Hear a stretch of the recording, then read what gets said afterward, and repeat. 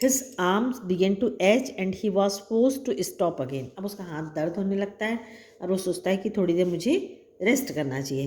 When he walked on the fawn followed him at once. और जब वो चलने लगता है तो वो फॉन उसको अपने आप फॉलो करने लगता है, मतलब उसके पीछे पीछे चलने लगता है। He allowed to it to walk a little distance. अब वो थोड़े डिस्टेंस में उसके पीछे पीछे आता है। Then picked it up again, अब फिर उससे पकड़ लेता है। The distance home was nothing, अब उसका घर एकदम पास आ गया रहता है। He could have walked all day and into the night carrying it watching it follow. वो उसे इतना प्यार करता है कि उसे दिन रात उसके साथ चल सकता है, उसको रख सकता है। He was wet with sweat, पसीने से पूरा भीग गया रहता है। But a light breeze blew through the June morning, लेकिन जून की सुबह रहती है और ठंडी हवा चलती रहती है। कूलिंग हिम, उसे उसके पसीने को ठंडा करती। The sky was as clear as spring, और आसमान इतना साफ रहता है जैसे स्प्रिंग सीजन में होता है। Water in A blue China cup, और जो पानी रहता है वो बिल्कुल साफ रहता है, नीले रंग का दिखता है। He came to the clearing, it was fresh and green after the night's rain, मतलब रात भर बारिश के बाद जो साफ आसमान दिखता है वैसा दिखाई देता है। He fumbled with the latch of was finally obliged to set down the phone to manage it. Then he had an idea.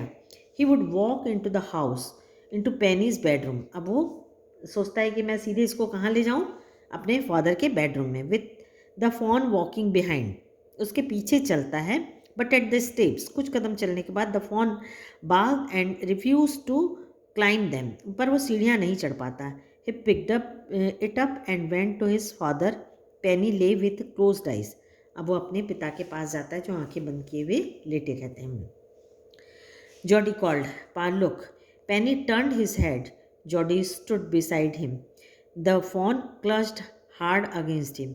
It seemed to Penny that the boy's eyes were as bright as the fawn's. He said, I am glad you found him. तो उसके father कहते हैं उसकी खुशी को देखकर कि मुझे बहुत खुशी है कि तुमने उसे पा लिया। Jody they went to the kitchen, अब वो किचन जाता है। The fawn wobbled after him.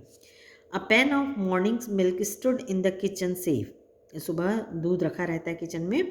The cream had risen on it. He skimmed the cream into the jug. He poured milk into a small gourd, अब वो एक जो लौकी का लूफा रहता है खाली, उसमें दूध को रखता है। He held get out to the fawn, it butted it suddenly smelling the milk. He saved it from spilling over the floor. It could make nothing of the milk in the gourd, लेकिन वो उससे P नहीं पाता है। He dipped his finger in the milk and thrust them into the fawn's soft wet mouth. अब वो अपनी उंगलियों से दूध लेकर उसके मुंह पर डालता है। It sucked greedily, अब वो जल्दी से उसे पी लेता है। When he withered them, it bleated frantically and butted him. He dipped his finger again, and as the fawn sucked and forward them slowly into the milk, the fawn blew, sucked and snorted. It stampered the small hoops impatiently. As long as he had his fingers below the level of the milk, the fawn was content. It closed its eyes dreamily. It was ecstasy to feel its tongue against his head. Its small tail flicked back and forth.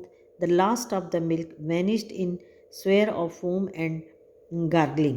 अब वो जो है उसको कैसे बहुत छोटा रहता है, उसको वो तो झाड़ियों को पत्तियों को खाता है, इसलिए उसको मिल्क शक करना नहीं आता। लेकिन जॉडी के प्रयास से, उसके कोशिश से वो धीरे धीरे वो भी सीख जाता है। Thank you.